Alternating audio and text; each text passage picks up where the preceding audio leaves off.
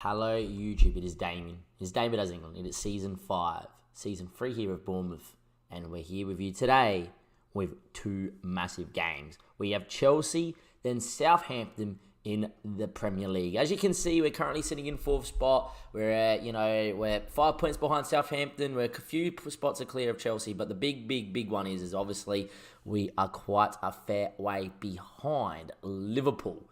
But we know with the second half of the season coming around, there's a lot of games, a lot of fixture congestion, anything can happen. I did promise that after simming through the World Cup period, we'll go through the World Cup. We'll touch on that in this little intro to this episode.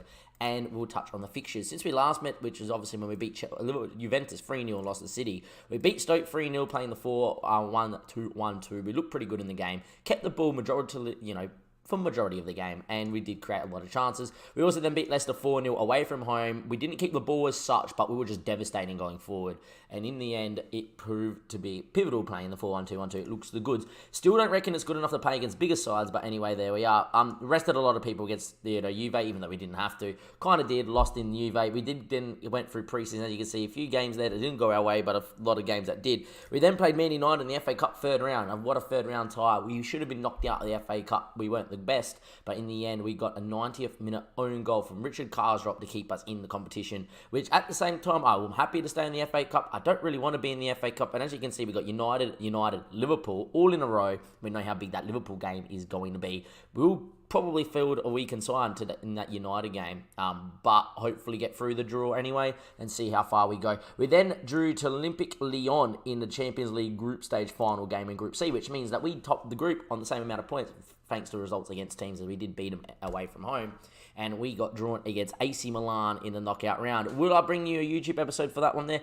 Probably not, because I might just go in. You can see it's before Spurs. I might go after Preston. I will play a full squad against Preston. Can't afford to drop points anywhere. I will probably go against Milan and just rotate away from home. And if we're in a position to win it, we will go and try and win it that tie. But look, at the same time, I don't think we're good enough. That being said, I am now going to talk about transfers quickly before we then go into the World Cup details. First things first, Brighton have come in for Adriano. Considering Brighton is the next club I'm going in for, it's for a loan deal. I'm quite happy with that one there. Adriano's a great little player, and I think for Brighton could help them stay up. Brighton at the moment, if we click on them, are currently 16th in the Prem. If you look at the Premier League, they're in 16th. Not exactly safe, but not exactly in the danger zone just yet either. Hopefully Adriano can go in there and perform well. By giving him scouted every game, I would definitely know how Brighton have gone in the league every game if he plays, so it's not too bad. As you can see, a lot of regens that are quite old. For anyone that doesn't know, when you add leagues in, you get a lot of regen players to go into those leagues. Usually when you add in Portugal later on, I do this in a couple of saves just to produce a little bit of talent. Portugal then get quite a number of very good older regens. As you can see, a couple of wingers in the 4-4-2 and then a couple of strikers. Paul Alvarez is the big one that I'm going in for. Everybody's going in for him because the guy is just a freak. Didn't get picked by Portugal though for the World Cup squad. As you can see, great pace, great physicals, is natural as a winger on that side and on the other side there as well. We've got a bid in for him and saying that so do Spurs. Hopefully he chooses us over Spurs. If that all goes to poo, I have now got a bid in on Bernardo Rodriguez, who would be still an upgrade on Sissoko because of the pace and his crossing's pretty good and is very natural as a winger on the right. He can also provide very good cover on the left. It would be a first-team player in our job. And just in case that there's an injury to Sessegnon, injuring to Melling, we can go, we got an option to go on the left as well as on the right and maybe look to move Garcia on. Yet again, because I'm getting these guys on a free, they might not be here till next season, or what we could do is pay their fees now and then get them in. Unfortunately, the club hasn't given us a lot of money. We've kind of run the club into a little bit of debt here in terms of Bournemouth.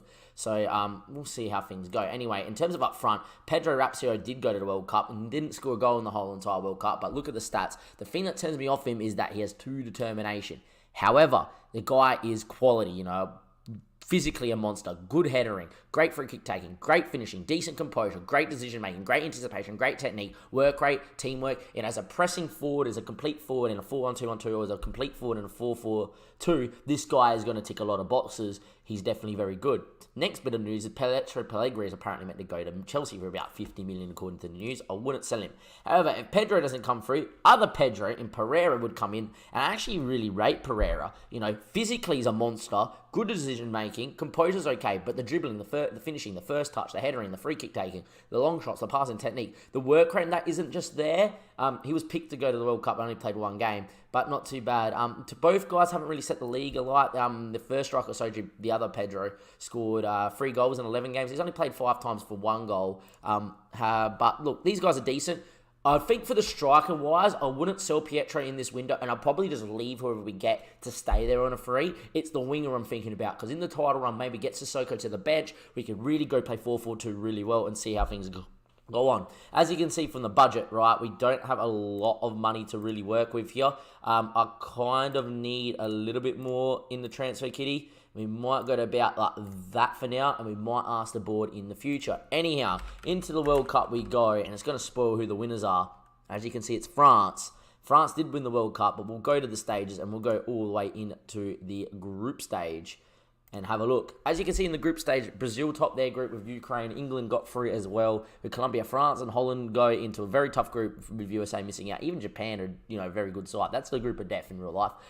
Germany got through with Romania. Argentina missing out. Argentina lost to both Romania and Germany. Beat in the end Jamaica. In the end, a 3-3 draw with Romania against Germany saved them getting out the group, you do imagine. Mexico there and Belgium got through in a very easy group for them. Ghana and Portugal got through. Ghana topping it. Italy missing out. Italy drawing to Ghana, losing to Ecuador, and beating Portugal, probably the hardest game they had to play. Portugal did the same thing, 4 points, but got better goal difference. Ghana's draw against Italy and Portugal, and then beating Ecuador was enough. Ecuador, in the end, couldn't get over the line against Ghana or Portugal to get through, and what was the group of death of this World Cup? Spain and Uruguay got through, Cameroon doing a decent job, and then in the final group, not good viewing for Australia. And saying that, though, if they were to win against Morocco on the final day, they would have made it out the group. As it so stands, Morocco did, in the end, beat Australia on the final day to top the group, with Croatia drawing against Australia, but losing to Denmark, but beating Morocco in their first group stage game to get them through. If we went then into the second round, as you can see, a lot of the games, Brazil got Colombia, and Brazil did beat them. England beat Ukraine in extra time. France beat Romania, no big shocks. Portugal, Ghana beat Belgium, maybe a bit of a shock, but Ghana usually gets some good regens by this stage. Croatia and Uruguay getting through. Morocco not putting up too much of a winter. Into the quarterfinal, Brazil did beat Germany in what would have been probably a very good game to watch. The England-France game was an unreal game, though. If we go click on it, it was a pretty big game. Yet again, though, England going out in the World Cup in penalties. It's got to hurt for you, the English viewers. That is for sure. I, on the other hand, was Australian. I don't mind. I actually think when Australia gets knocked out and Italy not in the World Cup, I'll go for England because of the Premier League. And I really do love my Premier League football, so this would hurt me too if this happened in real life. In the end, though, as you can see, it was a very even game in terms of stats, in terms of when games were scored. In terms of possession, France did seem to create a lot of chances. In the end, though, France prevailed in penalties. Butland couldn't do any heroics. That's what you get for leaving us in the lurch. In the other games, Uruguay beat Portugal, and Croatia knocked out Ghana in probably what was the easiest tie. In the semi-final, Brazil beat Croatia in penalties as well. As you can see, Luis Pasqueta got sent off, and in the end, it was an 71st minute equaliser before Paulinho scored for 10 men Brazil, and then Neymar scored with 10 men Brazil to go up in extra time before Croatia clawed it back, and you thought Croatia could have done it. But unfortunately for Croatia, they go out. Brazil do get to a World Cup final. In the end, this game was very even, very end-to-end. This would have been a great game to watch in real life. In the end, though, France beat Uruguay, leaves us off to the third place playoff. Croatia beating Uruguay 1-0. And in the final, it was a bit of a toweling. Brazil, who were obviously left dead and ragged playing with 10 men for a lot of that game, in extra time, with only 3 days rest, couldn't muster a fight against France, who round out deserved World Cup winners. That has been the World Cup rundown. That's been the transfer rundown. It's been everything rundown. It's now time to get into a massive episode. We have to beat Chelsea. We have to beat Southampton. Go and claw the gap back to Southampton firstly. Secondly, get away from the top, the fight for the 5th and 6th spots, hopefully. And then really go to Liverpool going, okay, Liverpool, we're winning games. What are you going to do? If you go undefeated, you win the league. If Spurs want to go undefeated, you win the league. We'll go around, and when we play you, we'll have to beat them. And then even then, it might not be enough. We need these guys to drop some points, and we need us to get some points big time. As you can see, the Spurs have already played a game at the moment, so this would be a game in hand against Spurs. Anyhow, I'm going to get into this Chelsea game. It is tomorrow. Couldn't help myself. Wanted to film this right now. And I'll see you guys in just a second for the Chelsea game. Welcome back, YouTube. It's game day, and it's more than just game day here against Chelsea. Paulo Alvarez, number one target we wanted as the winger. Look how good he is. He's sensational. He's headering, long shots, marking even. He's tackling. He can play it all. He can work back. He can work forward. He's going to be great as a pressing winger in a 4-4-2. Look how good he is. 15 finishing. The pace. Oh, he's only 27 too. Except that, there we go. I'm hoping now when this clicks over, I can buy him now. They want to buy him for 11 mil. Bring him here right now. Alvarez is in for 11 mil. Send him on an intensive language. Squad, register him. Where is Alvarez on the sheet? There he is. Get him in. There we go. Guess who is going to start against Chelsea, lads? Guess who's going to start? Sign him a squad number. Paulo Alvarez wants a 17. It's not free because Tonelli's wearing it. I would just give it to him anyway because Tonelli's not really going to play at the club. I'm going to give him 77 for now. It'll be 17 next season, if we're still here. I think we would be, to be honest. We can't say that we won't, but he is going to start if it is available. Going to ask Melling to resolve that with Sissoko. It didn't happen. Hopefully Sissoko wants to have a quick chat. I'm happy with the balance. Everybody will get their chance. This is going nowhere. I'll leave it there. Look, Sissoko, it's okay. He'll get a lot of game time, Moso, and he's got to understand that. You know, he will get a lot of game time. Going to go into tactically the screen now, and we are going to take Danny Quinn out. You're going to see Paulo Alvarez get in there. He's not 100% match fit, but as a winger on attack, get him going on. Apparently, winger on support, apparently. I don't think so. I think as a winger on attack with the pace and the physicality, the flair's maybe not good enough for him, but the rest of him is. Just get him learning it to play it a little bit better because I feel like this guy is a bit of a freak. He loves some longer range passing too. I would be telling him to hit it from anywhere, to be honest. Attacking, not movement. We want attacking and we want shooting. There we are. Finishing, get him in, try long shots wherever possible. Bang. I'm not sure it's suitable. I have much greater experience. Get him into it, mate. He's got freaking 15 long shots. Anyway, hand over to the assistant. Off we go. It will be the first time we do get to see him play today. And here we go against Chelsea. We have the new guy and Mr. Alves playing on the right here. Massive game. Wolves have got Liverpool first up. I highly doubt that what's going to happen. That Wolves are going to beat Liverpool, but I doubt it very big, but you never know what could happen here. We are going to get into our game finally. Liverpool won 6-0. There you go.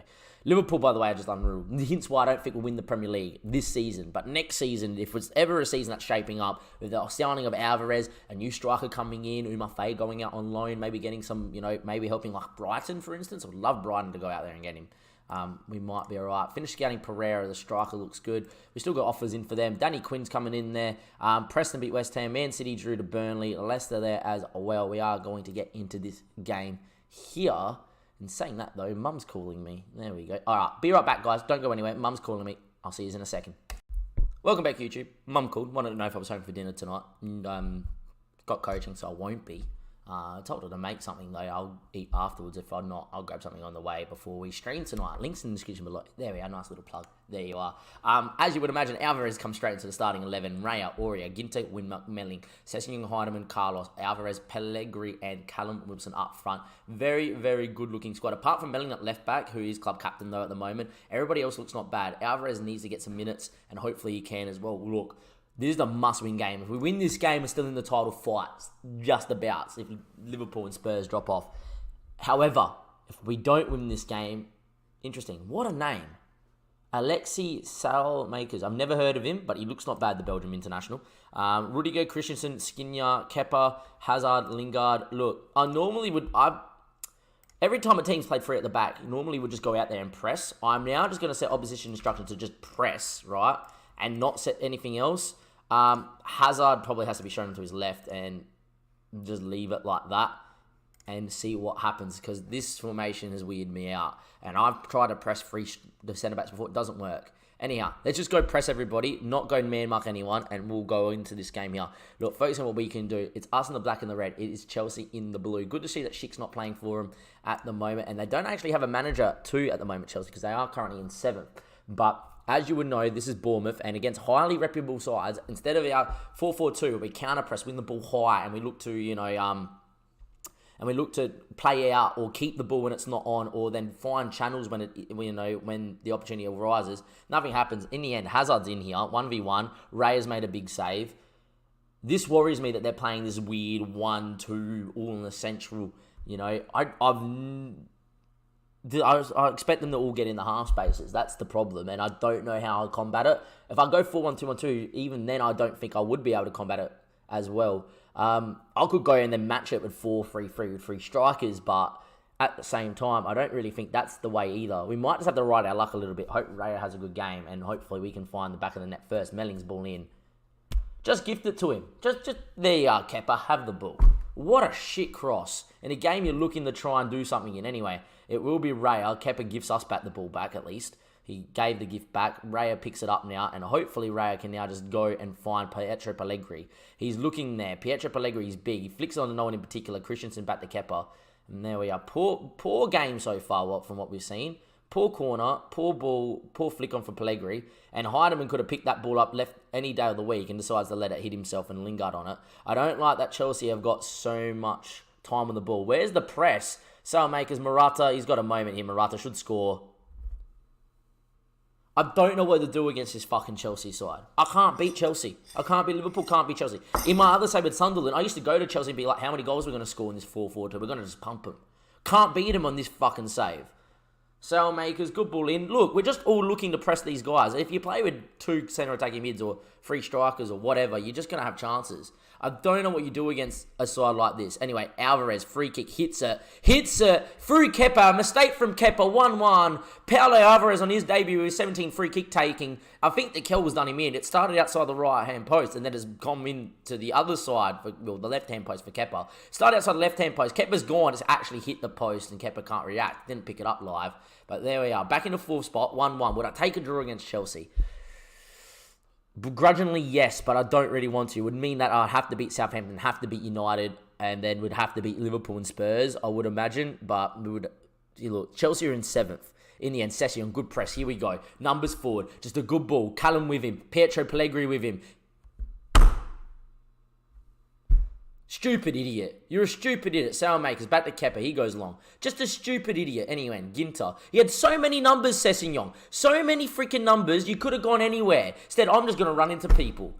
Watch them score. Watch them score. It happens every time we play against a big side. Thank God he's missed. Every time we play against a big side, we're in those moments where Sessegnon against other teams just go straight down the line, get a ball into the box, or beat his man, or find a pass, and he just goes, here's the ball. I'm going to run straight into you. What an idiot. Did I not understand how important this game is here? I demand a little bit more, boys. I demand a little bit more. And saying that as we say that, Hazard's in. Look at the numbers streaming forward here for Chelsea. Morata now. Morata, good save from Raya. We're going to need to change something at halftime. I just don't know what. That's the thing. I just don't know what. Saelmakers, ball in, headed away from Kevin. Heidemann will get there? No. Hazard on the ball again. Here come Chelsea again. Highlight over. Look, just demand a little bit more, boys. I just want you to focus. Get on the ball and let's go with a little bit of work rate and don't allow it to be so easy. Aurier there. Look, Paulo Alvarez down the line. Doesn't want to take his man. In the end, Aurier just looking for Pellegrini. The cheap way out. Callum's not going to get there. And like against other sides, we don't do that. We don't do that at all. But every time we play away to a big side, you know, all of a sudden, I panic. Saying that though, Rudiger's panicking here. We could win it up high. Come on, good press. We don't in the end, Kepa. For a second, you just thought it could happen. It's fallen to Inky Williams. Morata there running through the middle. It's a good chip boy out there. Where in the world are you, Melling? Instead, it's a good block. Falls back to him, Inky Williams. Oh my save. Oh my saves. Oh my Daves. What a save from Raya. What a save from Raya this is. What a save from Raya. Can we just get in the half time? Something needs to change. Inky Williams on the volley. Meets it sweet. Raya goes backwards with it. What a save. Great save from the keeper. Back to director. Back to live. And there we go. Miles in play. And there we are. What a save from David Raya in goals. Keeping us level here. And maybe, we don't deserve it, but maybe Aurier can get a ball in here. Carlos now, he can get a ball in. Heidemann, not one of them want to swing. In the end, though, Pellegrini's on top of the box. He's ignored. Aurier swings. Backstick. Sessegnon Kepa. We don't deserve it, but I would have... Oh, don't you dare concede now, boys. Ball in, Morata. There we go. Barella. Inside, hits it over the bar mercifully. We didn't deserve to go 2-1 up, but I would have taken it. You would have put your house on Sessegnon scoring it too. In the end, we don't deserve to be level, but we are. And it is going to be 1-1 here. Did Chelsea make a change at halftime? Doesn't look like they do. I am going to go that I'm far from pleased. And I'm going to make a bold little change. I don't know. Like, I want to come off maybe being a little bit more, slightly more shorter, and maybe look to go a little bit more high and be a bit more positive about it. And in transition, we're okay, and we might actually look to just keep it, be a little bit more shorter in it. Still playing a higher defensive line, still looking to press, that's fine. But I might want us to actually play with it a little bit. You know, actually maybe go in there and don't pass the ball to space. We can play down the right and the left, work the ball into the box, see if we can actually maybe create a chance, be a little bit more positive. And look, if we can work the ball side to side and really look to exploit the flanks, with Chelsea only playing 3 at the back, and get in behind that second line of 4, you know, we might be able to work something. Anyway, Aurier, ball in, Wilson jumps up, Aurier, swing that. He does. Pellegrini! Come on! Come on, Pietro! 2-1, let's go. I'm not going to say the tactical, you know, the changes we just made at half-time have worked, because this doesn't prove that they have. That goal doesn't. But Pellegrini, he hasn't scored in I don't know how long. It doesn't feel like that, but his last game that he scored a hat-trick and then has gone on a bit of a, you know, a barren run. But he scores now, and now Chelsea are going to have to come and commit numbers forward. And if we can just hold solid, keep the ball, play the ball around, look to find that in between the second line, which we are now. Sessegnon go. Here we go. Ball in. This is what we want to happen. Alvarez, what a chance. 15 finishing. Straight at him again. Alvarez blocked. Carlos hit it. Blocked. Fuck off. He's got 17 finishing. He could have been an instant hero, but that's exactly what we want to do. Get on the ball, play it, you know, don't be as direct. Actually look to keep it. Look to play in between the lines, get your wingers in behind their 4, and just run at that back 3. In the end, it was a moment, a big moment. In the end, Alvarez doesn't do the business. Scored a free kick, but couldn't score the 1-on-1 with his 17 finishing. In the end, you got to credit Kepa, made a good save. Hazard now reeling around with it. Don't let him do anything. He shoots. In the end, Raya does enough. For a second, I thought he spilt it. And off we go. Carlos not having the best of games. 70 minutes played. I'm going to bring him off. And we are going to go with... We're going to go with Roberto. Roberto is a box-to-box. I would normally go with Danny Drinkwater as a bit more defensive option. But I feel like we do need to still get that drive in the middle of the park. We can't just sit. So we will go with Roberto, and Drinkwater will come in maybe later. Here we go. Highlight though. Heidemann. Ball in a Melling. Melling whips. Back stick. Could have fallen to Alvarez. It doesn't. He might keep it. He might swing. He does swing. Back post. Sessegnon. Fuck off, Kepa. Fuck off. Oh, my days. Melling now. Ball in. Kepa's made so many big saves. We need to win this game for the title. To stay in the title hunt. Melling. Callum. This smells like a 2-2, doesn't it? It smells like a 2-2. Definitely does. Alvarez, backstick, Kepa claims. It smells like a 2-2. Kepa goes long into Williams. Here come Chelsea. It smells like a freaking 2-2. Williams ball. Saelmakers, the Belgium. Look at the numbers. Steady. See what I mean? Chance after chance after chance. We put it wide. We put it into the keeper. And Chelsea go create their first chance of the second half. And it's 2-2. We have to win games like this, boys. I'm livid. I'm fucking livid. I am livid. Silver in for Wilson. Wilson's had a shocker.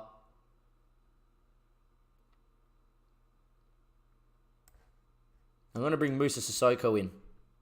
I'm going to bring him in as a Mazzala on attack.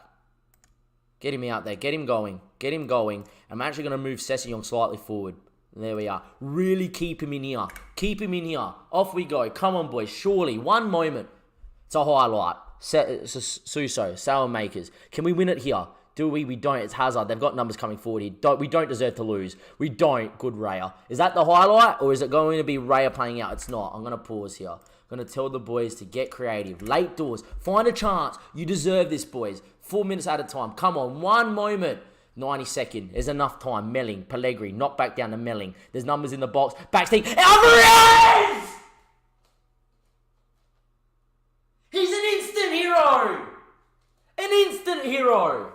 Paulo Alvarez is an instant hero. This is a one-game episode, and it's going to be titled Instant Hero because Alvarez is the hero. He's the saviour. He missed 3 big one-on-ones or 2 one-on-ones in the same moment, but in the 92nd minute, on the half volley, he makes it 3-2. Was he offside? Oh, that's tight. But he's given it. On the hard volley, Kepa can't save that one.